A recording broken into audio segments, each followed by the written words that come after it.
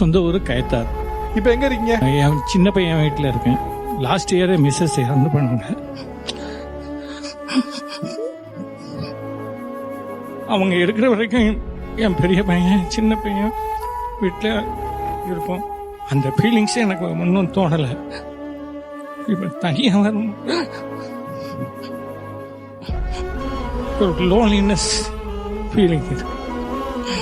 பெரியவங்க கூடுவான் எங்க கூட இருங்கன்னு, சின்னவங்க கூடுவான் எங்க கூட இருங்க. ஃபர்ஸ்ட் ஒரு 6 months 2 பேருமே எங்க கூட இருந்தாங்க. அது வரைக்கும் எனக்கு தெரியல. எங்கள் ஊரில் இருந்தாங்க. வந்ததுக்கப்புறம் அவங்களுக்கு வேலை, எல்லாருமே ஒர்க் பண்ணுறாங்க.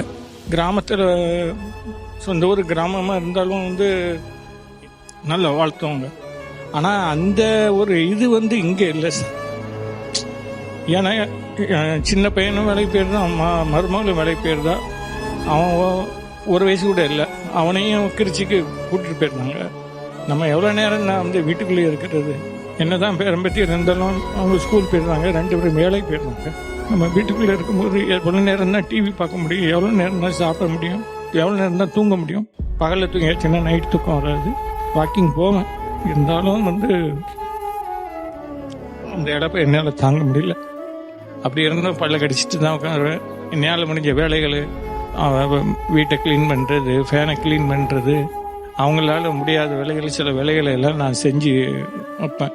மற்றபடி வேற என்ன சார், அந்த கிராமத்தில் அந்த இடத்துல நான் திரும்ப திரும்ப சொல்றது அங்கே இருந்தால் இப்போ சுற்றி நான் இருக்கிற வீட்டில் பெரிய காம்பவுண்டு, எல்லாம் பங்காளிகள் எல்லாரும் இருக்கிறாங்க.